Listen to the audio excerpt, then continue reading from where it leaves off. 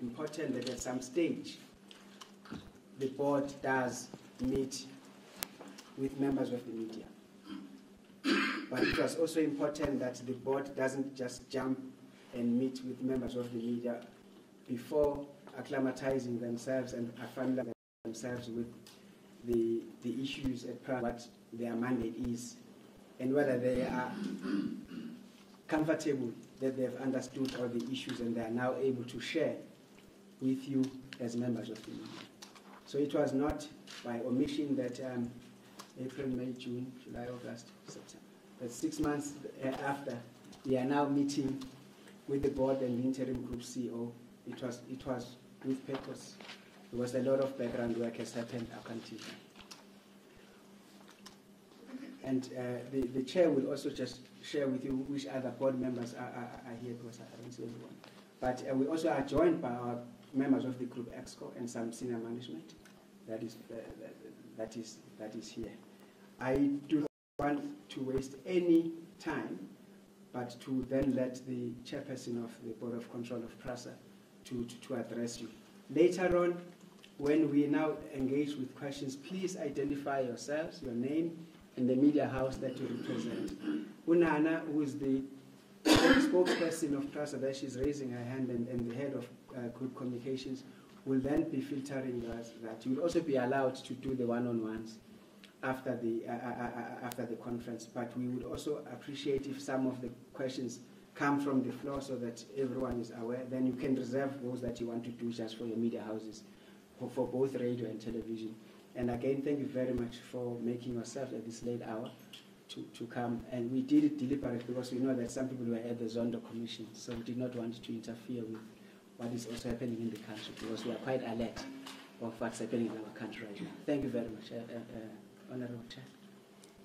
Thank you, Dr. Sithole. Good afternoon, ladies and gentlemen of the media, and thank you for taking the time to come and speak with us.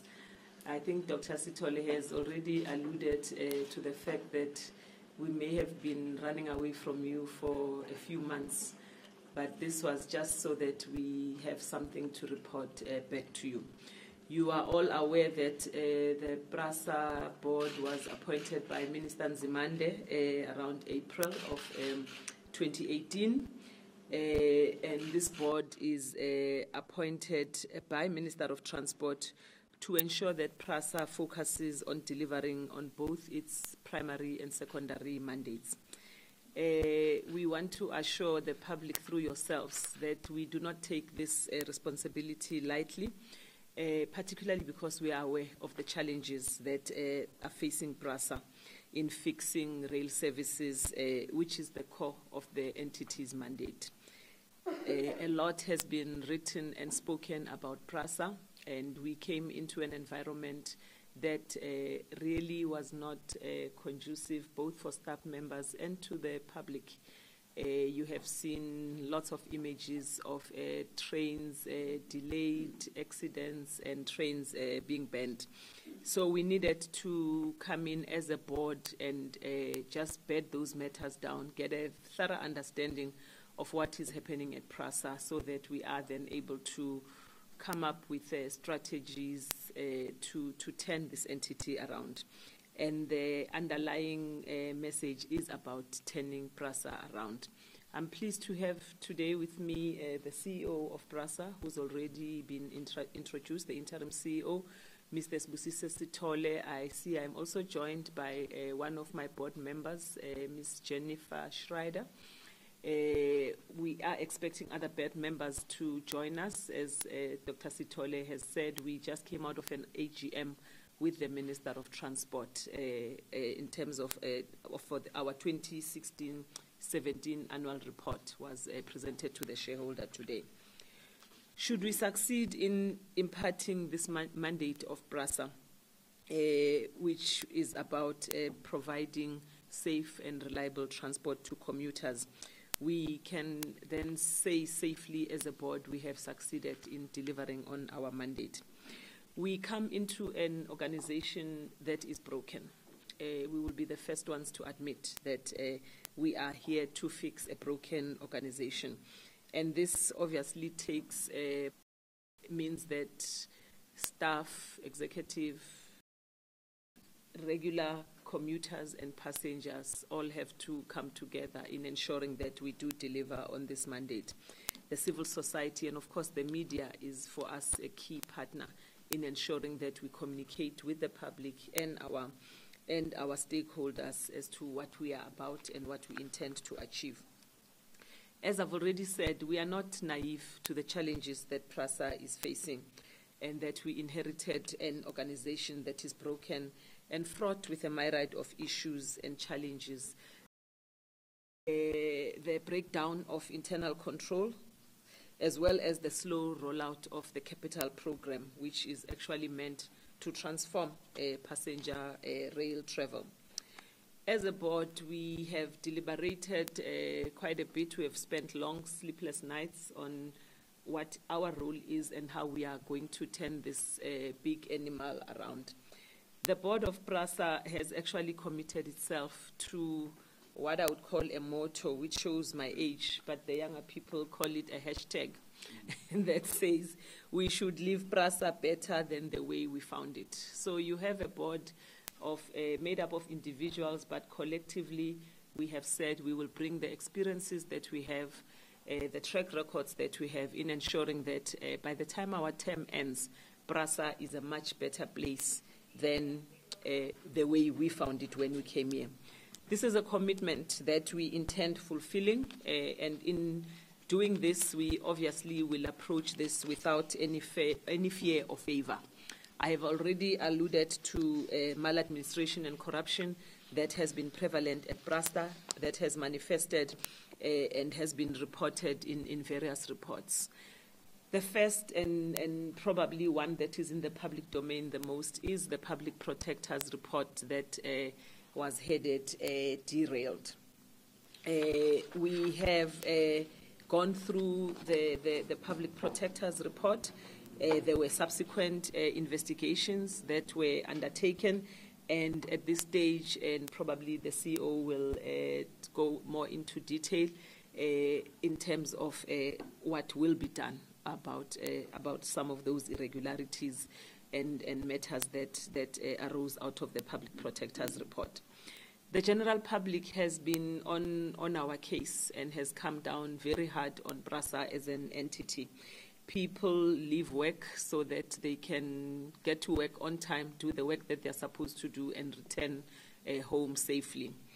Often, due to the challenges that PRASA has faced and the lack of rollout of capital, as well as modernizing the system itself, people don't get to work on time, they lose out on wages, and unfortunately, in some instances, people have lost their lives while they are passengers at PRASA. As a board, we are firm on our resolve that PRASA will not be fixed unless we get rid of the rogue elements that have continued to strip the finances of the organization through corrupt practices and maladministration. And obviously, this has resulted in the infrastructure, the trains, and all that is related to ensure that a passenger rail service is running properly has not been implemented properly. I've touched on the derailed report of the Public Protector's report. There was the findings of the Worksman's report, as well as some of the reports from National Treasury and the Auditor General, which the board has resolved to act on and has started to act on some of those. So the board, together with the group CEO and executives, have initiated the process of instituting disciplinary proceedings against those who have been found to be involved in serious infringements against PRASA. We are also aware that PRASA is made up of a whole cadre of employees who really come here to do their work and a deserved salary and deliver on their mandate. So we are by no means suggesting that each and every employee at PRASA is not committed to work, is corrupt, is determined to derail the organization rather than fix it. However, this takes quite a strong change management process, as well as building an organizational culture that will ensure that we get rid of the behaviors that do not contribute to building the PRASA that we all want, not only for ourselves, but for South Africa as a whole. In order for us to fix this business, we have to begin by mobilizing the entire staff of PRASA to align around a common set of values, beliefs and principles, which, if we are to drive correctly, we will then achieve on the objectives that we have set ourselves for. We call upon our employees to demonstrate commitment to PRASA and to the work that they're supposed to do, to deliver on the customer service that passengers are just not demanding because they're cheeky, but actually because they deserve to have proper customer service. We expect that employees at PRASA should have a professionalism and ethical conduct, which will ensure that we start coming out of those behaviors in the past that have led PRASA to be where it is today. We just came out from an AGM, as I have said, an AGM which should have taken place in September of 2017. But due to the instability in leadership, to the fact that there was so much that was broken in the system, it didn't take place. But we are proud to say that today we have, as a board of PRASA, delivered to our shareholder, the Minister of Transport, the annual report for 2016-17, which not only gives the status of PRASA, but also goes into the funding and financial health of PRASA. As a board, we are not proud that PRASA is presenting its 2016-17 financial results with a qualified audit opinion from the Auditor General.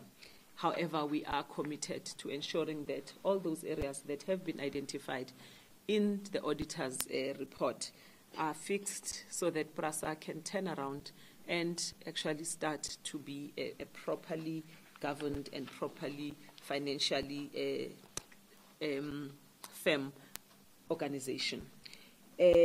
In this annual report that we presented to the Minister, the shareholder today, we report comprehensive losses of 928 million, which is 68% up from the previous year, which was 554 million in 2015-16.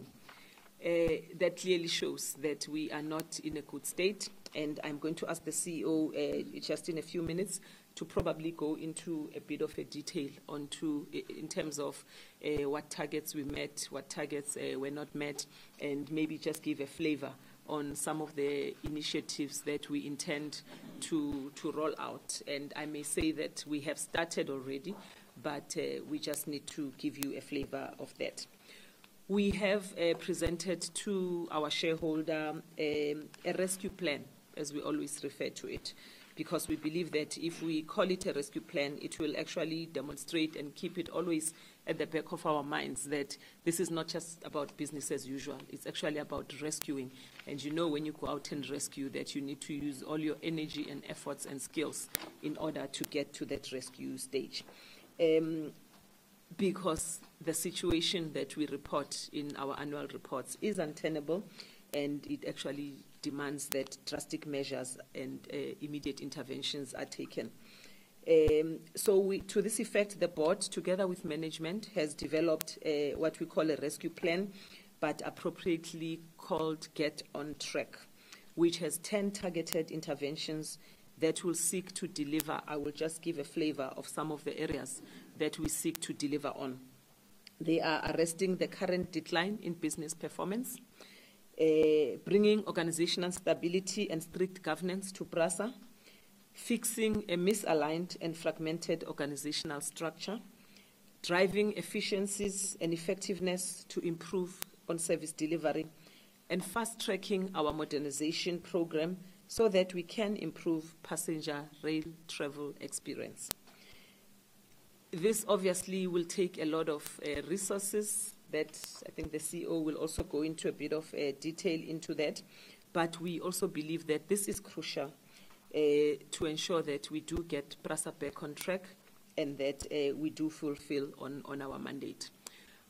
I talked about leadership instability at the beginning of my statement, which has led to PRASA only presenting its annual 2016-17 to the shareholder now. Part of it also goes to the executive level, in that there are critical vacancies that are vacant at PRASA. We have an interim CEO, we have an exco that I would say more than 50% of it are people who are acting in those roles. And this board has identified that as an area that we have to achieve, we have to deliver on within months.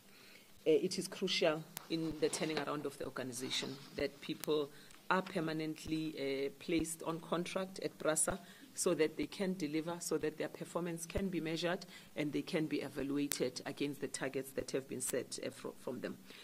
Progress has been made in this regard, and it is our commitment as a board to ensure that we capacitate the organization with skilled professionals that have a track record of superior performance. A vigorous recruitment process will soon be underway and should be completed in the next few months in this regard. As far as our commitment to the National Development Plan, in the past few days we have been reading headlines that say South Africa is in recession. The National Planning Commission has set targets for 2030 for achieving growth targets so that South Africa can create jobs, can ensure that people have a decent life and their basic needs are met. As 2030 ticks closer and closer, instead of the graph going high towards the 6%, the graph is actually going backwards. And each year it's 1, then it's minus, then it's all that. PRASA has a critical role to play in ensuring that it meets its targets that will feed into the National Development Plan, which affects each and every citizen in this country. So our strategic plans, our turnaround plan, all those initiatives are also built with the intention of ensuring that we are talking the bigger picture.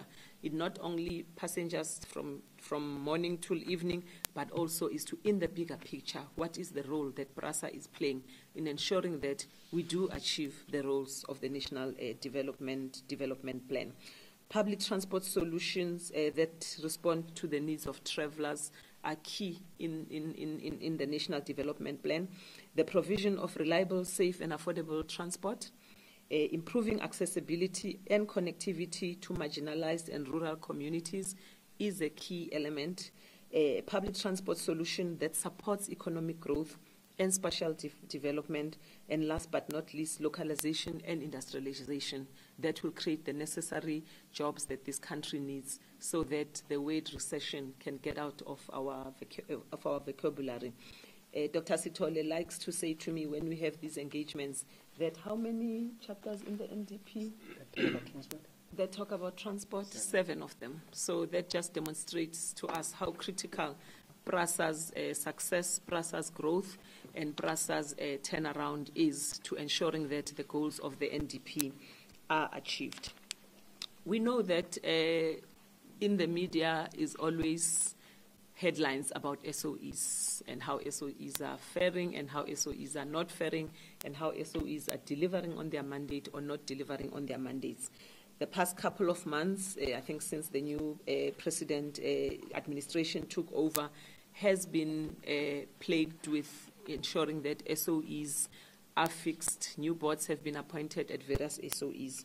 And this is not just so that people can be destabilized from previous roles that they had, but it's a demonstration that SOEs are very critical in driving economic growth in this country.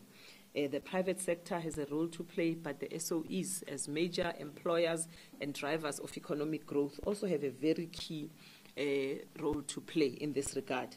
PRASA, as a state-owned entity, is also alive to the role that it needs to play and is playing to ensuring that it responds to the state's developmental agenda. At this stage, I would like to hand over to our CEO so that he can take us through where we are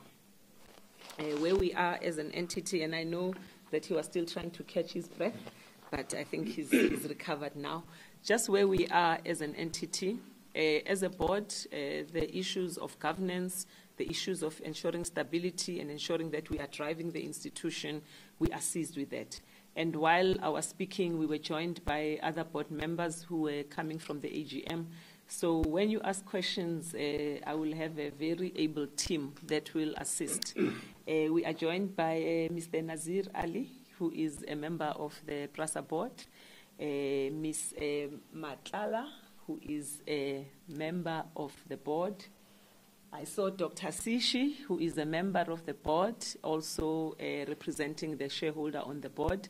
Director Doris Tepe, a member of the board. And I think I saw Mr. Sitai over there, a member of the board, who also represents a National Treasury on the board.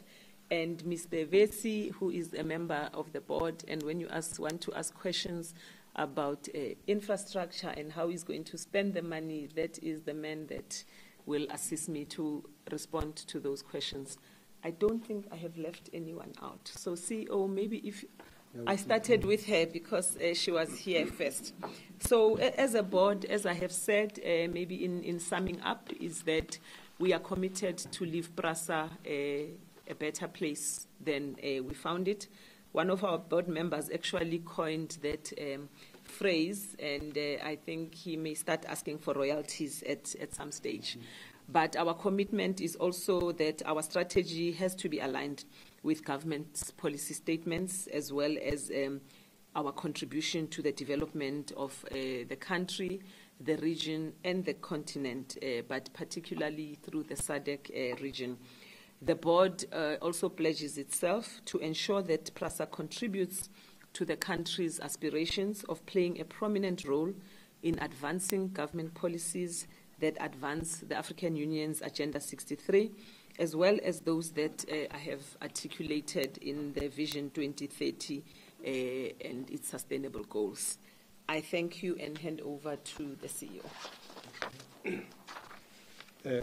Thank you, Chair, members of the board, as well as the members of the media.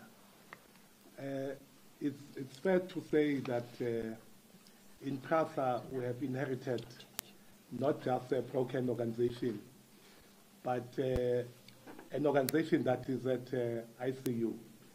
For all intent and purpose, we are really an organization that is struggling to survive. This is basically manifested at various levels, some of which the board chair has alluded to, largely the governance issues. We have inherited an organization where internal controls have fundamentally been broken, and together with the board, we are now starting to look at what needs to be done, what do we prioritize in that level.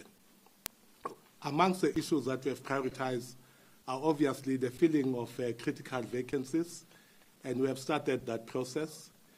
But in filling vacancies, we want to be careful that we don't just fill vacancies because they are vacant, but rather to do an analysis whether those vacancies are still needed or not, so that we can start to add value in respect of the number of people that we will be introducing into the organization, taking cognizance that in certain areas the organization is overstaffed, in other areas we are understaffed. And unfortunately, the areas where we are understaffed relates to technical expertise that are needed very much in the organization, both from the driving rail performance, but also for the implementation of our modernization program, in particular in relation to project management capabilities. Those are areas that we are looking at filling into the future. Linked to the filling of vacancies, we have had issues that are related to our safety permits, and the regulator identified safety critical positions that we need to fill. And we have identified a budget for that, and we are now in the process of filling those vacancies as a condition, basically as a condition of satisfying the conditionalities that the regulator has placed on us. Apart from the governance issues, obviously, that are linked to internal controls. There's a whole range of consequence management processes that are being implemented. The chair has already indicated that we are, pressing disciplinary charges against a number of employees that have been identified in the derail report, in some of the Auditor General's reports. And the proceedings are due to occur in the month of October. All the proceedings that have been set are all for October. The second part of that process is really to deal with all outstanding investigations that have been conducted by National Treasury, as well as by our own internal audit. We are also identifying processes for disciplining those individuals that are affected.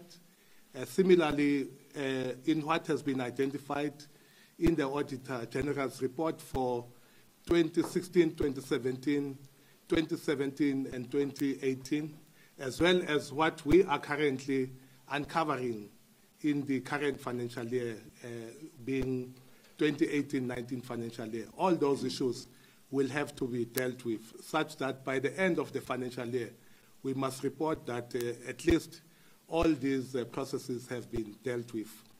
We are overall dealing with an amount in excess of 19 billion that have been identified in previous financial years.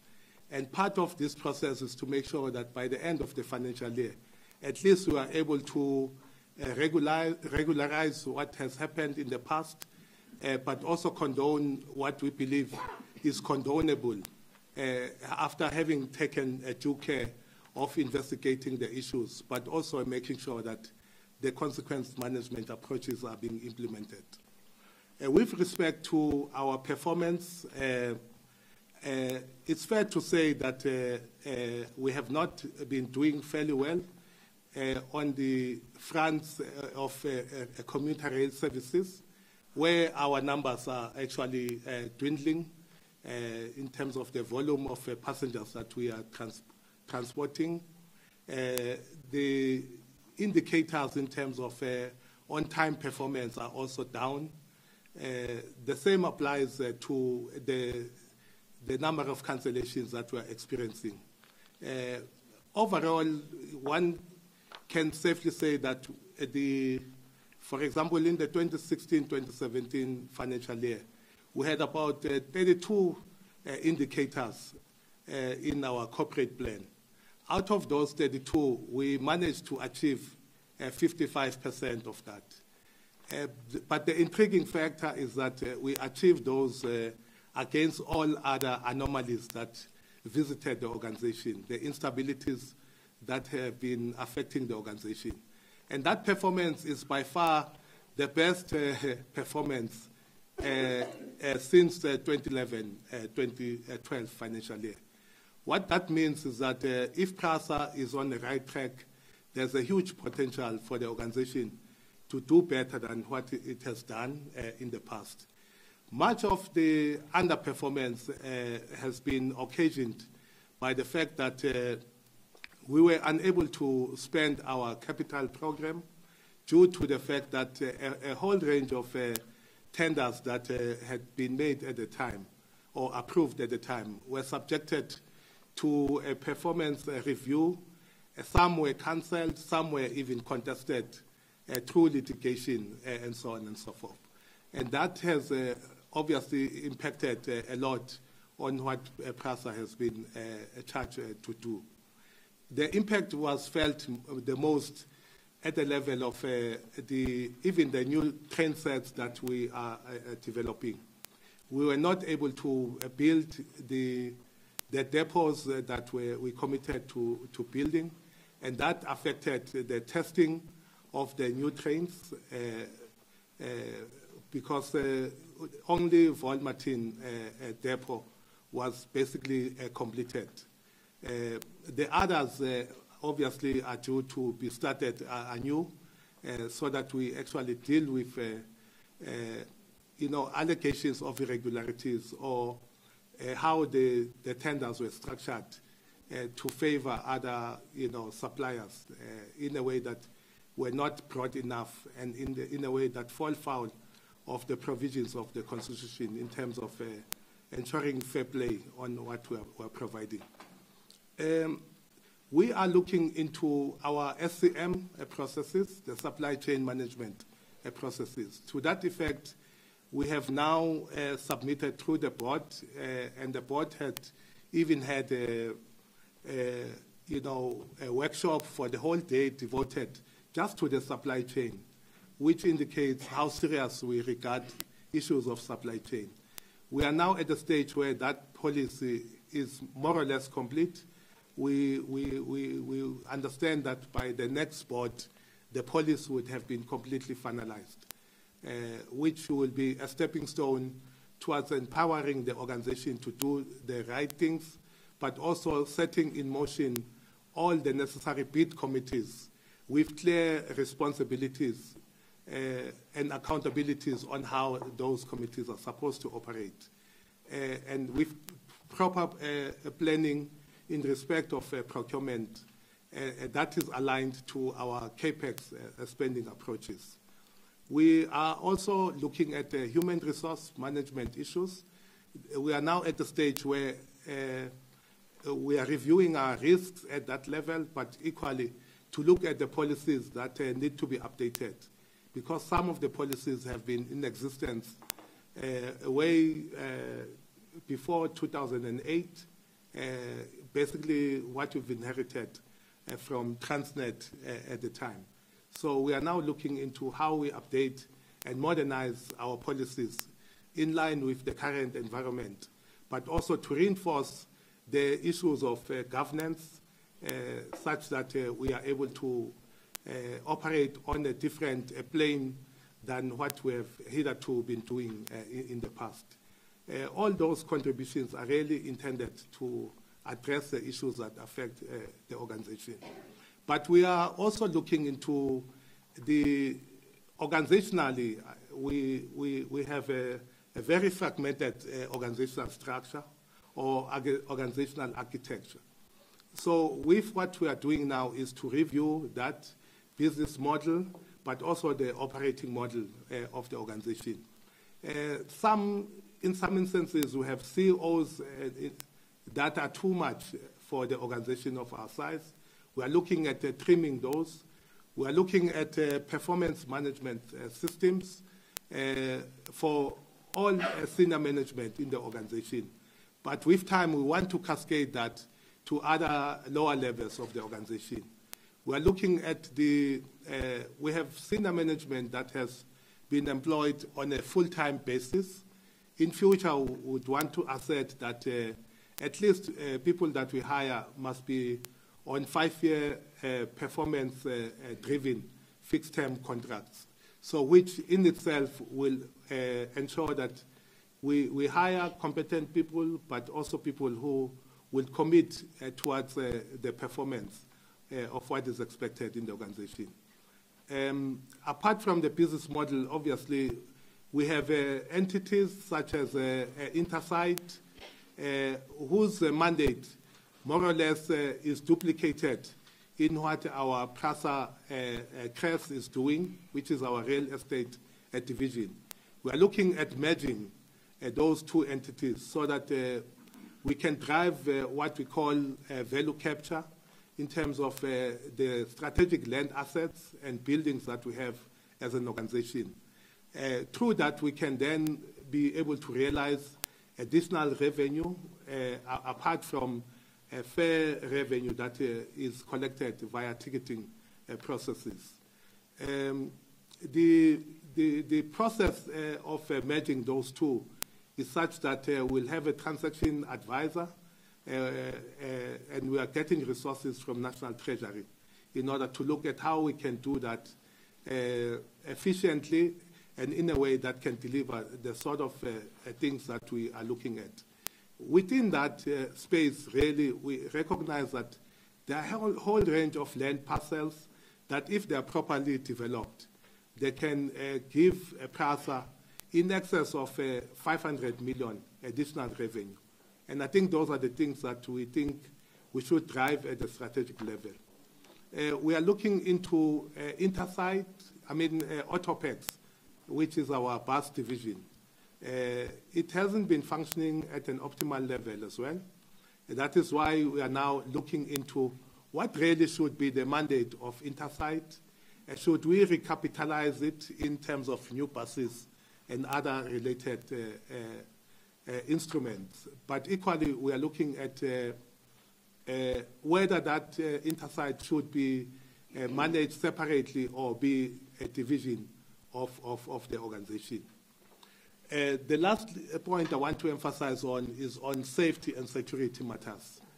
This has received a lot of attention from the public, but also the board has actually been focusing on those issues of safety and security, because we recognize that the vulnerabilities that our customers face in our train stations, on board the trains, the vandalization of our own properties, the attack on our staff, all of those require integrated solutions so that we are able to safeguard the security and safety of our assets as well as the people who use our facilities. That is why, for example, we are reviewing the security establishment in the organization. We have a mix at the moment of a 50-50 split between internal security arrangement as well as a private security arrangement. We are looking at whether, in fact, that mix should not be tilted more towards internal configuration of the security establishment. But we are also looking at what sort of technologies should we be deploying in respect of our different facilities so that those can complement what can be done by the securities that we are deploying. But even with the security, we are looking at proper supervision, proper management, so that at least we can address, amongst others, attendance levels that are very low, high levels of sick leaves that we are experiencing. All those issues require that we also develop a holistic approach to managing security. Lastly, we are also working with other state law enforcement agencies, even other stakeholders. You might as well understand we have a relationship with the city of Cape Town, the city and the province of Western Cape, all of which are geared towards ensuring that we don't just come with one solution to the challenges that we're facing, but we really try to get to the root cause of what are some of the challenges that we are experiencing as an organization. Thank you. There you heard it, colleagues, and we thought that we'll give you an elaborate account of what the board, with the group CEO and the support of the executive, are doing, what has been achieved, what is in the pipeline. And as you can tell just from the update that has been given to you, it requires of us to again come back here to also share with you the progress on some of the matters that have been reported. This is the commitment that the board has made through the chair on regular media engagements. Some of them will even include just visiting the media houses in person. That is what we are committing to do. And also, we just want to thank you again for always covering some of the challenge that we are facing, especially on the vandalism and the destruction of assets. The role that we are playing in sensitizing the public that PRASA is under siege. Just continue to do that, because without the media publicizing and informing the public what we are going through every day, almost our trains are banned every day. And we appreciate the work that you are doing. We are now at the end of the sharing of information from the podium group. I am now going to, by a show of hands, as I said earlier on, identify yourself, the media house that you are coming from, and the team will walk around and give you the mic. And as the chair said, we do also have the members of the board. If there is anything that will have to be coming from the floor, they will also respond to that. And then at the end of this, we will also grant you the one-on-one interviews. Hopefully we'll be done here by 5:30.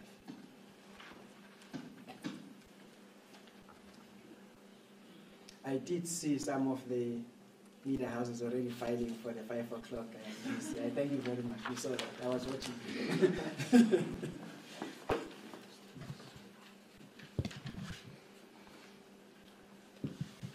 There's a need.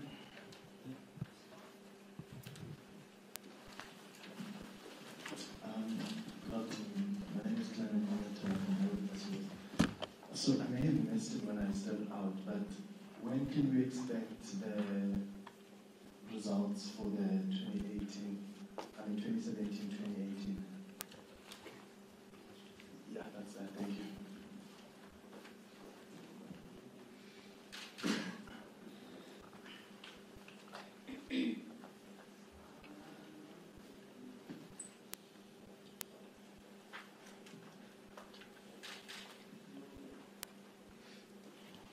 Is it next week? Oh, sorry. Okay, sorry. Good afternoon, it's Patricia here from the SCBC. I just want clarity in terms of the What's your last name, Patricia? Oh, it's Patricia Fasahi. Sorry. Fasahi. Okay. Yes. I just want clarity on the number of PRASA employees who are currently or who will be facing disciplinary hearing when it does start. How many people are we looking at? And if maybe we can more or less look at what are they charged for?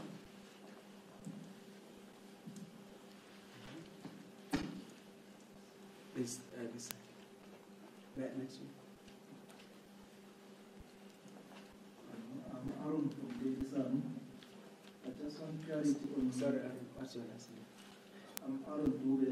Yes, from Daily Sun. I just want clarity here. I want to know. Normally, people are crying about the delay of trains because of the signal and points. So, for over maybe almost a decade, they've been saying they will improve the infrastructure and these things will be the things of the past, but it's still happening. And secondly, I want to know, can you give us time frame when we expect trains nationally to run smoothly, without delays, without really giving stress to the commuters? I think we'll respond to the first three whilst we are mulling over the other questions you want to ask. And Okay, I'll just respond on 2017 and 18. We have been going through the audit. There are just a few more tweaks, but the Auditor General is finalizing with input from ourselves. So we are there. It's not another 6 months. And maybe I can ask the CEO to respond to the signaling and in terms of charged and charges. I think a principle is that when there's a disciplinary process in place, it's conducted by independent chairs or independent adjudicators. So I am always weary of going into charges here, charges there, because you would find that the employees who are charged with one thing, others 2 or 3, and short of literally pulling out charge sheets and reading them out. So I will ask the CEO as the operator here to respond to those 2 questions around discipline and signal. Yeah, with respect to disciplinary processes, although I'm quite reluctant as well to, specify the numbers, we can safely say that at least for your purposes, about 10 now have actually been processed. Obviously, out of the numbers that we had, some people have actually already resigned from the institution. So which means that if we were to pursue them, it will be either through recoveries, where the recoveries are possible. And that will be informed by what is the magnitude of the charges that they are responsible for, and whether recoveries are possible or not. In line with that, we are also obviously working with the Hawks and other law enforcement agencies in respect to matters where criminal investigations need to be pursued. And we are almost on a monthly basis meeting with the investigators from the Hawks to brief each other on what they are doing and what needs to be done further in order to take those matters to be ready for purposes of prosecution. Really, the dictionaries that I'm talking to are what we have identified in our first phase of matters that need to be processed. The second phase, obviously, is something that we will now report to the board in the meeting that's taking place in October.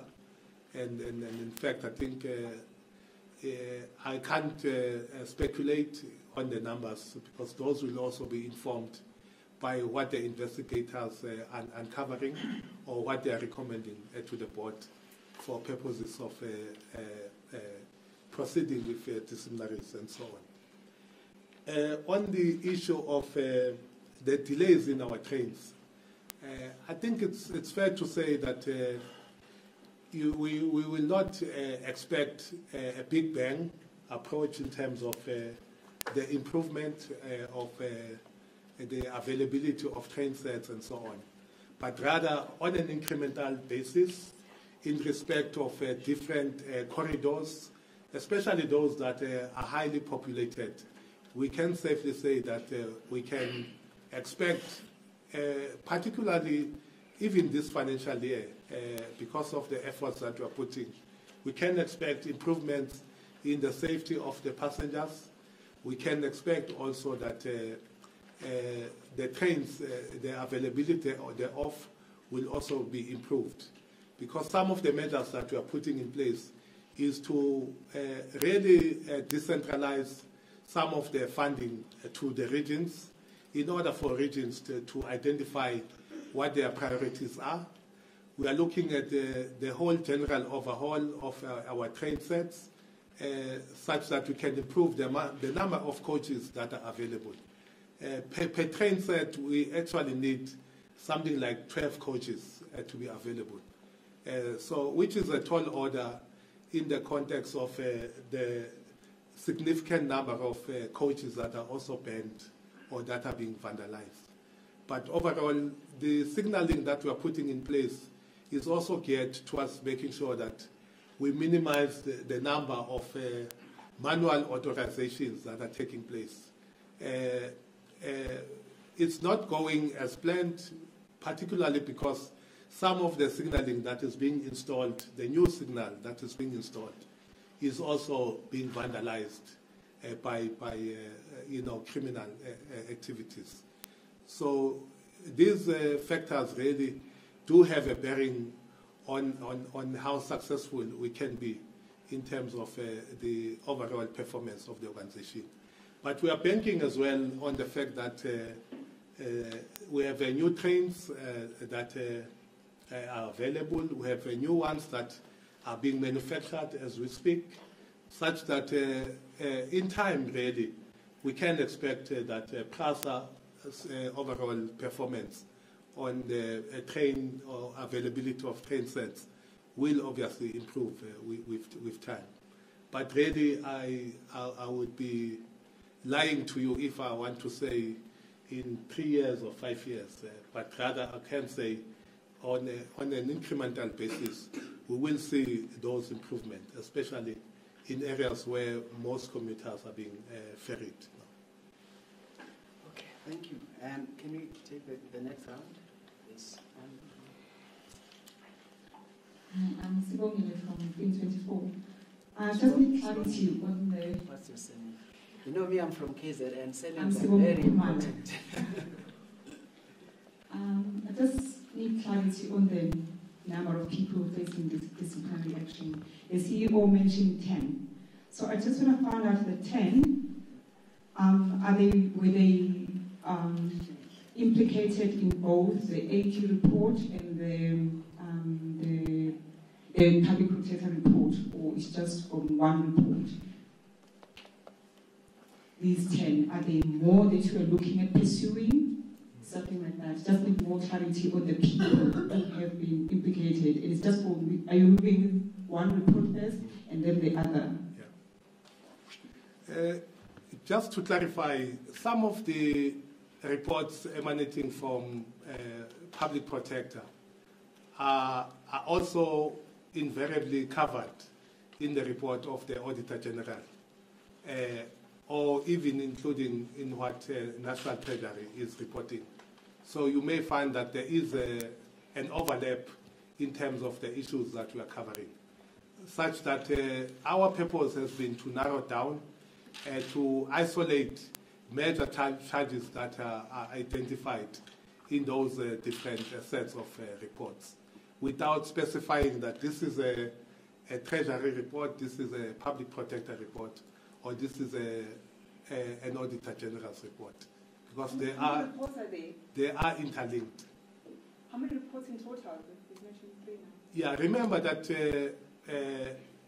one, we have a Public Protector report. But that Public Protector report, some of the issues are also covered in the 2014-2015 report of the AG. They're covered in that report. Part of what Public Protector said was that National Treasury must also report anything above 10 million, you know.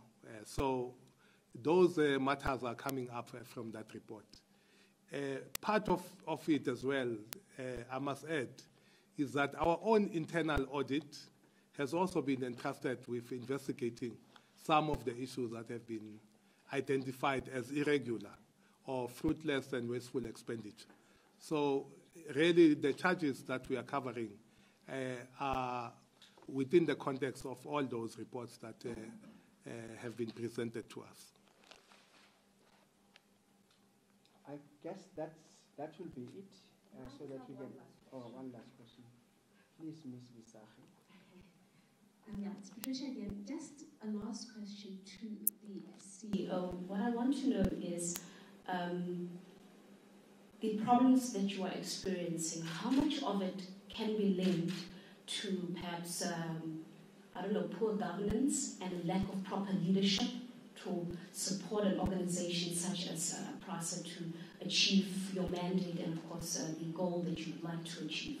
How much of it can be attributed to poor governance and a lack of proper leadership and political will, of course?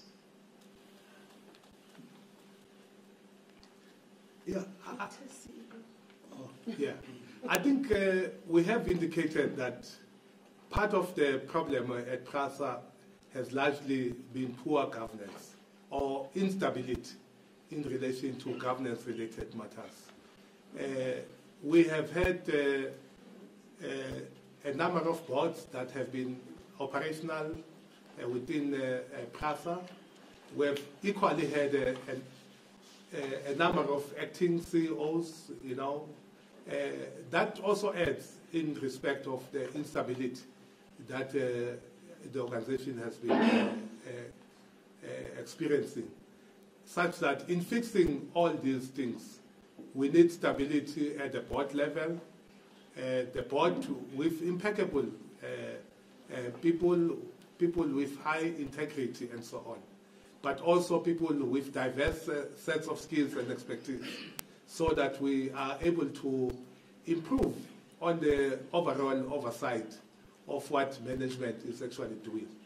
Likewise, in terms of the executive and the people that we hire, we also need to improve in terms of the profiles of what people need to be doing, needs to be improved, but equally we need to improve on the capabilities, the skill sets, as well as the expertise or even qualifications that people are bringing on the table. But what should underline everything is a performance-driven organization that operates on specific set targets, and we hold everybody accountable to the targets that we are setting as an organization. And that to me would be a sweet spot, if you want, for how we can try to develop this organization in a new way. But maybe if I could also add, Ms. Fesachi, that in the past 2-3 years, PRASA has had 3 ministers, 4 boards, and about 7 CEOs acting interim and permanent.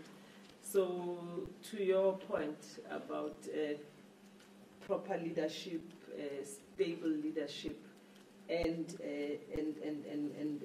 governance, that with that type of turnover, it's just almost impossible to keep proper tracks, to implement and to start a program or a strategy and implement it. So the political will that you ask as well, that before a minister can fully see PRASA turn around, then there's change again. So the answer is yes, that poor governance and lack of proper leadership has played a very key factor in destabilizing PRASA.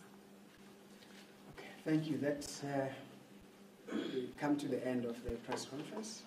We will then do Nana is here to assist you, those that want to do one-on-ones.